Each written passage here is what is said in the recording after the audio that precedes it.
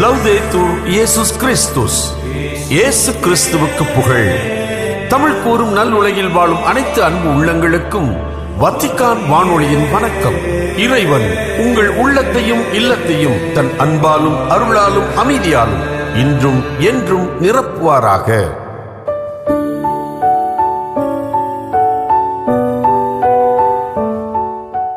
அன்பு நேயர்களே, வத்திக்கான் வானொலி இன்று உங்களுக்கு வழங்கவிருப்பவை ஆன்றோர் வாக்கு, திருத்தந்தையின் புதன் பொது மறைக்கல்வி உரை மற்றும் செய்திகள்.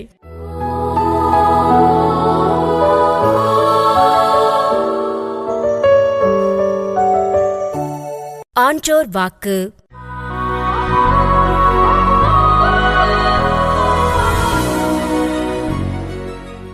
இன்று ஒரு அறிஞர் நமக்கு சொல்வதை கேட்போமா? ஆடம்ஸ் ஜான் குயின்சி என்பவர் சொல்லுகிறார், think of your forefathers, think of your posterity. அதாவது, உங்கள் முன்னோரை நினைவில் கொள்ளுங்கள், உங்கள் சந்ததியினரை நினைவில் கொண்டு வாழுங்கள். நண்பர்களே, இப்போது வாழ்ந்து கொண்டிருக்கின்ற இந்த தலைமுறையினை இடைப்பட்ட தலைமுறையினர், அப்படி என்றால் நமக்கு முன்னால் வாழ்ந்து மறைந்த ஒரு தலைமுறை இருக்கிறது, நமக்கு பின்னால் வரப்போகின்ற நமது சந்ததியினரின் தலைமுறையும் இருக்கிறது. எனவே இன்று நாம் வாழ்கின்ற வாழ்வு நமது முன்னோரோடு தொடர்புடையது, அதே போல நமது சந்ததியினரோடும் தொடர்புடையது என்பதை நாம் நினைவில் கொள்ள வேண்டும். நான் வாழ்வது என்னோடு முடிந்து விடுகிறது என்று நாம் சொல்ல முடியாது.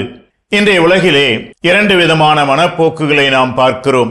ஒரு சிலர் தங்கள் வாழ்வில் எதெல்லாம் சரியில்லையோ அதற்கெல்லாம் முன்னோரை குறை சொல்லுகின்ற ஒரு பழக்கம். என்னுடைய முன்னோர் இருந்தவர்கள் இப்படி, என்னுடைய பெற்றோர் இப்படி, அதனால்தான் நான் இப்படி இருக்கிறேன் என்று அழுத்துக் கொள்ளுகின்றவர்கள் இருக்கிறார்கள்.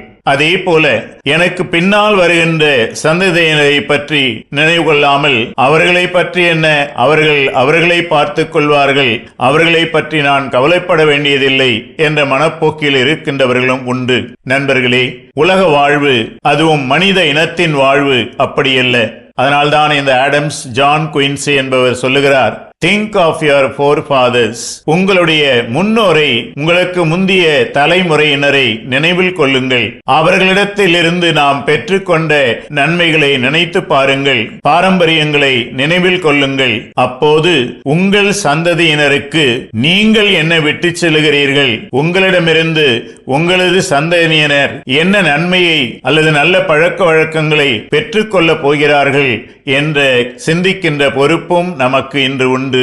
எனவே அந்த நிலையிலே நாம் நம் முன்னோரையும் நினைவு கூர்ந்து நாம் செய்யும் ஒவ்வொரு செயல்களும் நமக்கு பின்னால் வருகின்றவர்களையும் பாதிக்கப் போகிறது என்பதை நினைவில் கொண்டு வாழ உங்களை அன்போடு அழைக்கின்றேன்.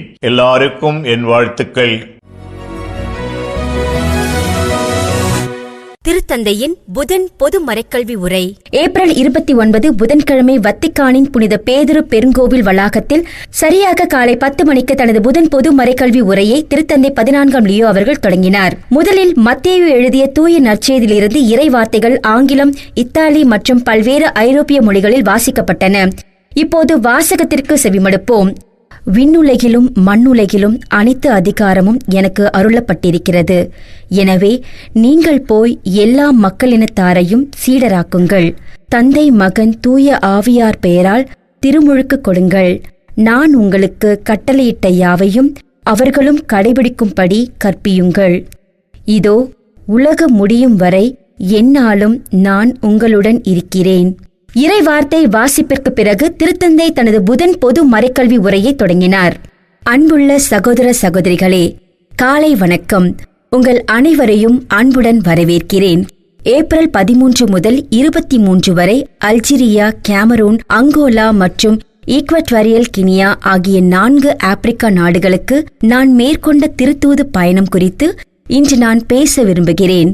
எனது திருத்தந்தை பணியின் தொடக்க காலத்திலிருந்தே ஆப்பிரிக்காவிற்கு ஒரு பயணம் மேற்கொள்வது குறித்து நான் சிந்தித்து வந்தேன்.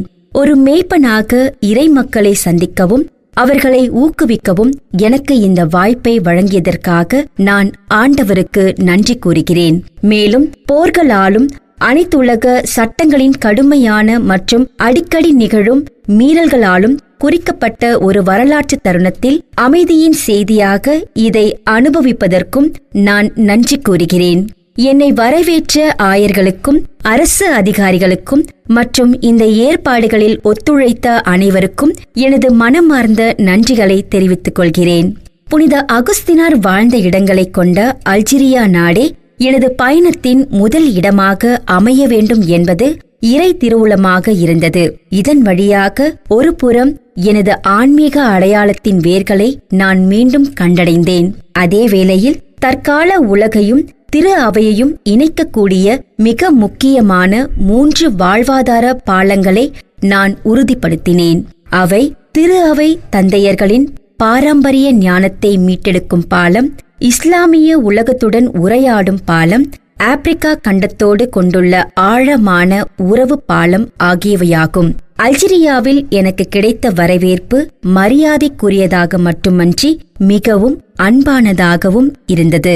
நாம் அனைவரும் ஒரே இரக்கமிக்க இறைவனின் பிள்ளைகள் என்பதை உணர்ந்து கொண்டால் வெவ்வேறு மதத்தினராக இருந்தாலும் சகோதரத்துவத்துடன் இணைந்து வாழ முடியும் என்பதை உலகிற்கு நிரூபித்ததற்கான வாய்ப்பாக இது அமைந்தது. அதோடு புனித அகுஸ்தினாரின் வாழ்க்கை, எழுத்துக்கள் மற்றும் அவரது ஆன்மீகம் ஆகியவற்றின் மூலம் கடவுளையும் உண்மையையும் தேடுவதை அவரிடமிருந்து கற்றுக்கொண்டோம். இன்றைய காலகட்டத்தில் கிறிஸ்தவர்களுக்கும் மற்ற அனைவருக்கும் அவர் ஒரு மிகச்சிறந்த முன்மாதிரியாக இருக்கிறார். அடுத்த நான் சென்ற 3 நாடுகளிலும் பெரும்பாலான மக்கள் கிறிஸ்தவர்கள் என்பதால் அங்கு நம்பிக்கை கொண்டாட்டங்களும் ஆப்பிரியர்களுக்கே உரிய அன்பான வரவேற்பும் நிறைந்திருந்தன. கலிலேயாவில் பெருந்திரளான மக்கள் இயேசுவை சூழ்ந்தபோது ஏற்பட்ட அனுபவத்தை என் முன்னோடிகளைப் போலவே நானும் உணர்ந்தேன். மக்கள் நீதியின் மேல் தாகமும் பசியுமாயிருப்பதைக் கண்ட இயேசு, ஏழையரின் உள்ளத்தோர் பேறு பெற்றோர், இரக்கமுடையோர் பேறு பெற்றோர், அமைதியை ஏற்படுத்துவோர் பேறு பெற்றோர் என முழக்கமிட்டார். மேலும் அவர்களின் நம்பிக்கையை அங்கீகரித்து, நீங்கள் மண்ணுலகிற்கு உப்பாவும் உலகிற்கு ஒளியாகவும் இருக்கிறீர்கள் என்று கூறினார். கேமரூனுக்கான எனது பயணம் நல்லிணக்கம் மற்றும் அமைதிக்கான ஒன்றிணைந்து செயல்படுவதற்கான அழைப்பை மீண்டும் உறுதிப்படுத்த எனக்கு உதவியது. ஏனெனில் எதிர்பாராத விதமாக அந்த நாடும் பதற்றங்களாலும் வன்முறையாலும் பாதிக்கப்பட்டுள்ளது.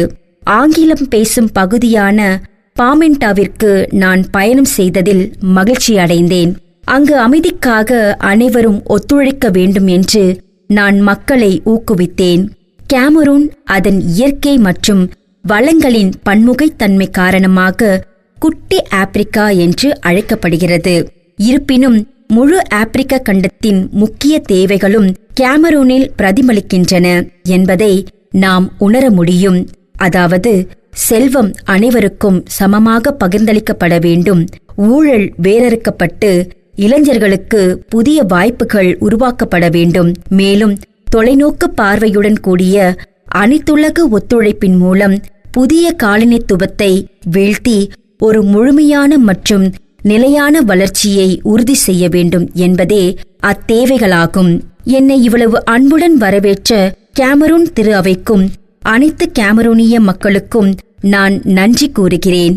எனது பயணத்தின் போது வெளிப்பட்ட அந்த ஒற்றுமை உணர்வு தொடர்ந்து நிலைத்திருக்கவும், வருங்கால முடிவுகளையும் செயல்பாடுகளையும் வழிநடத்தவும் நான் இறைவேண்டல் செய்கிறேன். பயணத்தின் 3வது இலக்காக அங்கோலா அமைந்தது. நிலநடுக்கோட்டிற்கு தெற்கே விரிந்து கிடக்கும் ஒரு பிரம்மாண்டமான நாடு இது. போர்த்துகீசிய காலனித்துவத்துடன் தொடர்புடைய பல நூற்றாண்டுகள் பழமையான கிறிஸ்துவ பாரம்பரியத்தை கொண்டது. பல ஆப்பிரிக்க நாடுகளைப் போலவே சுதந்திரம் பெற்ற பிறகு அங்கோலாவும் ஒரு இக்கட்டான காலத்தை கடந்து வந்தது. அது நீண்ட கால உள்நாட்டு போரினால் சூழப்பட்டிருந்தது. இந்த வரலாற்றின் கடும் சோதனைகளுக்கு மத்தியில் கடவுள் திரு அவையை வழிநடத்தி தூய்மைப்படுத்தியுள்ளார். நற்செய்தி பணி மனித முன்னேற்றம், நல்லிணக்கம் மற்றும் அமைதி ஆகியவற்றுக்காக அதை இன்னும் அதிகமாக உருமாற்றியுள்ளார். சுதந்திரமான மக்களுக்காக ஒரு சுதந்திரமான திரு அவை, இதயத்தின் தாய் என்று பொருள்படும் மாமா முக்சிமா அன்னை மரியாளின் திருத்தலத்தில் அங்கோலா மக்களின் இதய துடிப்பை நான் உணர்ந்தேன். பல்வேறு சந்திப்புகளில் எல்லா வயதினரையும் சேர்ந்த துறவிகள் பலரை நான் மகிழ்ச்சியுடன் கண்டேன். அவர்கள் தங்கள் மக்களுக்கு மத்தியில் விண்ணரசின் இறைவாக்கினர்களாக திகழ்கிறார்கள். தங்கள் சமூகத்தின் நலனுக்காக தங்களை முழுமையாக அர்ப்பணிக்கும் மறைக்கல்வி ஆசிரியர்களை கண்டேன். உழைப்பாலும் துயரத்தாலும் வாடினாலும் நற்செய்தியின் பேரொளியால் சுடர்விடும் முதியவர்களின் முகங்களை நான் கண்டேன். அதிகார வர்க்கத்தின் போலி வாக்குறுதிகளாலும் கொள்கைவாத ஏமாற்றங்களாலும் துவண்டு விடாமல் உயிர்த்தெழுந்த ஆண்டவர் மீது கொண்ட நம்பிக்கையை தங்கள் வாழ்வின் அசைக்க முடியாத ஆதாரமாக கொண்டு அவரது புகழ் பாடும் பாடல்களின் தாளத்திற்கேற்ப உற்சாகத்துடன் நடனமாடும் மக்களையும் நான் கண்டேன். இந்த நம்பிக்கை என்பது வெறும் வார்த்தைகளோடு நின்றுவிடாமல் உறுதியான செயல்பாடாக மாற வேண்டும். தனது சாட்சிய வாழ்வின் மூலமாகவும் இறை வார்த்தையை துணிச்சலுடனும் அறிவிப்பதன் மூலமாகவும் அனைவரின் உரிமைகளையும் அங்கீகரிக்க செய்வதும் அந்த உரிமைகள் மதிக்கப்படுவதை உறுதி செய்வதும் திரு அவையின் பொறுப்பாகும். அங்கோலா மற்றும் பிற நாடுகளின் அரசு அதிகாரிகளுடன் இணைந்து கத்தோலிக்க திரு அவை இந்த பங்களிப்பை தொடர்ந்து வழங்கும் என்ற உறுதியை நான் அளித்துள்ளேன். குறிப்பாக நலவாழ்வு மற்றும் கல்வி ஆகிய துறைகளில் திரு அவை தனது பணியை தோய்வின்றி தொடரும். நற்செய்தி அறிவிக்கப்பட்டு 170 ஆண்டுகள் நிறைவடைந்த நிலையில் ஈக்வட்டோரியல் கினியா எனது பயணத்தின் இறுதி இலக்காக அமைந்தது. பாரம்பரியத்தின் ஞானத்தோடும் கிறிஸ்துவின் ஒளியோடும் கினியா மக்கள் தங்கள் வரலாற்றின் ஏற்றத்தாழ்வுகளை உறுதியுடன் எதிர்கொண்டுள்ளனர். மேலும் கடந்த சில நாட்களில் திருத்தந்தையின் முன்னிலையில் ஒரு நம்பிக்கையான எதிர்காலத்தை நோக்கி ஒன்றிணைந்து பயணிப்பதற்கான தங்கள் உறுதியை மிகுந்த உற்சாகத்துடன் மீண்டும் புதுப்பித்துள்ளனர். ஈக்வட்டோரியல் கினியாவின் பாட்டா நகரிலுள்ள சிறையில் நடந்ததை என்னால் மறக்க முடியாது. அங்கிருந்த சிறை கைதிகள் தங்கள் உள்ளத்தின் ஆழத்திலிருந்து இறைவனுக்கும் திருத்தந்தைக்கும் நன்றி செலுத்தும் பாடலை முழக்கமிட்டு பாடினர். அதோடு தங்கள் பாவங்களுக்காகவும் விடுதலைக்காகவும் இறைவேண்டல் செய்யுமாறு என்னை கேட்டுக்கொண்டனர். இது போன்ற ஒன்றை நான் இதற்கு முன் பார்த்ததே இல்லை. பிறகு கொட்டும் மழையிலும் அவர்கள் என்னுடன் இணைந்து விண்ணுலகில் இருக்கிற எங்கள் தந்தையே என்ற ஜெபத்தை ஜெபித்தனர். இது இறையரசுக்கான ஒரு உண்மையான அடையாளம். மழை நீடித்த போதிலும் பாட்டா அரங்கில் இளைஞர்களுடனான மாபெரும் சந்திப்பு தொடங்கியது. நற்செய்தியின் வழியே சுதந்திரமான மற்றும் பொறுப்புள்ள வளர்ச்சிக்கான பாதையை கண்டடைந்த இளைஞர்களின் நெகிழ்ச்சியான சாட்சியங்களுடன் அது ஒரு கிறிஸ்துவ மகிழ்ச்சியின் கொண்டாட்டமாக அமைந்தது. இந்த கொண்டாட்டமானது அடுத்த நாள் நடைபெற்ற நற்கருணை பெருவிழாவோடு உச்சத்தை அடைந்தது. இது ஈக்வட்டோரியல் கினியாவிற்கான வருகைக்கும் ஒட்டுமொத்த அப்போஸ்தல பயணத்திற்கும் ஒரு பொருத்தமான மகுடமாக அமைந்தது.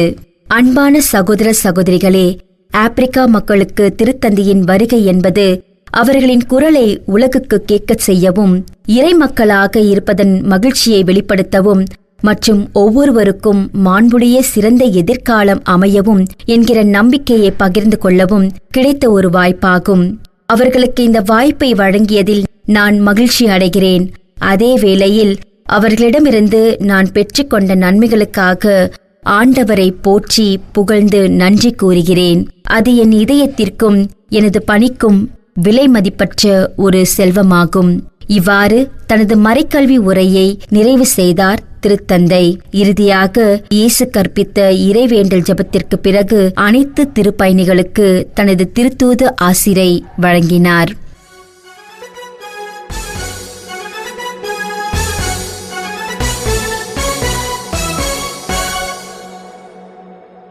செய்திகள். இத்தாலி நாட்டின் விடுதலை நாளான ஏப்ரல் 25 சனிக்கிழமையன்று திருத்தந்தை 14ஆம் லியோ அவர்கள் இத்தாலியின் பல்வேறு நகரங்களுக்கு மேற்கொள்ளவிருக்கும் மேய்ப்பு பணி பயணங்கள் குறித்த அறிவிப்பை திருப்பேடு செய்தி தொடர்பகம் வெளியிட்டுள்ளது. மே 8 வெள்ளியன்று திருத்தந்தை அவர்கள் தனது பயணத்தை பாம்பேய் மற்றும் நேபிள்ஸ் ஆகிய நகரங்களில் தொடங்குகிறார் என்றும் இது அவர் திருத்தந்தையாக தேர்ந்தெடுக்கப்பட்ட முதலாம் ஆண்டு நிறைவை முன்னிட்டு அமைகிறது என்றும் அச்செய்தி தொடர்பகம் குறிப்பிட்டுள்ளது. பாம்பேயில் புனித பர்த்தலோ லோங்கா அவர்களால் நிறுவப்பட்ட புனித ஜபமாலை அன்னை திருத்தலத்திற்கு அவர் வருகை தருகிறார் என்றும் அங்கு திருப்பலி நிறைவேற்றிய பிறகு வழக்கமாக நடைபெறும் வரலாற்று சிறப்புமிக்க மன்றாட்டு ஜபத்தில் திருத்தந்தை அவர்கள் பங்கேற்று அதனை நிறைவேற்றி வைப்பார் என்றும் திருப்பீட செய்தி தொடர்பகம் தெரிவித்துள்ளது. அதனைத் தொடர்ந்து அவர் நேபிள்ஸ் நகருக்கு பயணம் மேற்கொண்டு அங்கிருக்கும் பேராலயத்தில் அருள் பணியாளர்களையும் துறவிகளையும் சந்திப்பார் என்றும் குறிப்பிட்டுள்ள அச்செய்தி தொடர்பகம் மேலும் புனித ஜனுவாரிஸ் அவர்களின் திருப்பண்ணங்களை வணங்கிவிட்டு பியாசா டெல் பிளபிசிட்டோ சதுக்கத்தில் கூடியிருக்கும் நம்பிக்கையாளர்களுக்கு தனது வாழ்த்துக்களை தெரிவிப்பார் என்றும் கூறியுள்ளது. அதன் பின்னர் மே 14 வியாழனன்று ரோமையில் உள்ள சப்பியன்சா பல்கலைக்கழகத்திற்கு திருத்தந்தை அவர்கள் வருகை தருவார் என்று சுட்டிக்காட்டியுள்ள அந்த செய்தி தொடர்பகம் அதனைத் தொடர்ந்து மே 23 சனிக்கிழமையன்று நெருப்பு நிலம் என்று அழைக்கப்படும் அசெரா பகுதிக்கு பயணம் மேற்கொள்வார் என்றும் இப்பகுதி கடுமையான சுற்றுச்சூழல் மாசுபாட்டினால் பாதிக்கப்பட்டுள்ள இடம் என்றும் தெரிவித்துள்ளது. திருத்தந்தை 14ஆம் லியோ அவர்கள் பாக்தாத் கல்தேய வழிபாட்டு முறையின் முதும்பெரும் தந்தையாக தேர்ந்தெடுக்கப்பட்டுள்ள மேதகு 3ஆம் போலிஸ் நோனா அவர்களுக்கு திரு அவையின் உறவு ஒன்றிப்பை வழங்கினார் என்று திருப்பீட செய்தி தொடர்பகம் தெரிவித்துள்ளது. கீழே திரு அவை சட்ட விதிகளின்படி பாக்தாத் கல்தேய வழிபாட்டு முறையின் புதிய முதும்பெரும் தந்தையாக இவர் தேர்வு செய்யப்பட்டுள்ளார். ஏப்ரல் 12 அன்று ரோமில் நடைபெற்ற கல்தேய ஆயர் பேரவை கூட்டத்தில் இதற்கான அதிகாரப்பூர்வ அறிவிப்பு வெளியானது. தமது கடிதத்தின் வழியாக இந்த உறவு ஒன்றிப்பை வழங்குவதில் மிகுந்த மகிழ்ச்சி தெரிவித்துள்ள திருத்தந்தை இந்நிகழ்வு திருப்பீடத்துடனான முழுமையான பிணைப்பை உறுதி செய்வதுடன் திரு அவையின் ஒருமைப்பாட்டையும் பொதுவான நற்செய்தி பணியையும் மேலும் வலுப்படுத்துகிறது என்று குறிப்பிட்டுள்ளார். புதிய முதும்பெரும் தந்தை தனது திரு அவையின் தந்தையாகவும் தலைவராகவும் பணியாற்றி இறை மக்களை நம்பிக்கை, எதிர்நோக்கு மற்றும் அன்பு ஆகியவற்றில் உறுதிப்படுத்தி அவர்களை நல்வழியில் நடத்திட தாம் இறைவேண்டல் செய்வதாக திருத்தந்தை அவர்கள் உறுதியளித்துள்ளார். மேலும் தனது தாயகத்திலும் உலகெங்கும் பரவி வாழும் மக்களிடையேயும் நற்செய்தியை அறிவிப்பதில் தொடர்ந்து தீவிர ஆர்வத்துடன் செயல்பட வேண்டும் என்றும் மேதகு 3ஆம் போலிஸ் நோனா அவர்களை ஊக்கப்படுத்தியுள்ளார்.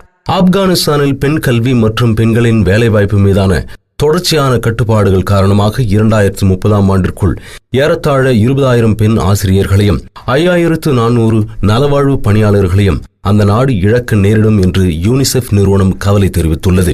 ஆப்கானிஸ்தானின் பெண் கல்வி மற்றும் உழைப்பில் பெண்களின் பங்கேற்பு இல்லாமையால் ஏற்படும் விளைவுகள் என்ற தலைப்பில் அண்மையில் வெளியிட்டுள்ள அறிக்கை ஒன்றில் இவ்வாறு கூறியுள்ள அந்நிறுவனம் 2023ஆம் ஆண்டு பொது நிர்வாகத்தில் 21 விழுக்காடாக இருந்த பெண்களின் பங்கேற்பு 2025ஆம் ஆண்டு 17.7 விழுக்காடாக குறைந்துள்ளதை சுட்டிக்காட்டியுள்ளது. மேலும் இந்த கட்டுப்பாடுகளால் அந்த நாடு ஆண்டுதோறும் 84 மில்லியன் அமெரிக்க டாலர் பொருளாதார இழப்பை சந்தித்து வருகிறது என்று குறிப்பிட்டுள்ள அதன் அறிக்கை குழந்தைகள் மீதான தீவிரமான பாதிப்புகளையும் சுட்டிக்காட்டியுள்ளது. பெண் செவிலியர்கள் மற்றும் மருத்துவர்களின் தட்டுப்பாடு பெண்கள் மற்றும் குழந்தைகளுக்கான சிகிச்சை முறைகளை முடக்கிவிடும் என்றும், குறிப்பாக கலாச்சார நடைமுறைகளால் பெண்கள் ஆண் மருத்துவர்களிடம் சிகிச்சை பெறுவதில் சிக்கல் உள்ள சூழலில் இத்தகைய தடைகள் தாய் சேய் ஆரோக்கியத்திற்கு பெரும் அச்சுறுத்தலாக அமையும் என்றும் அதன் அறிக்கை கவலை தெரிவித்துள்ளது.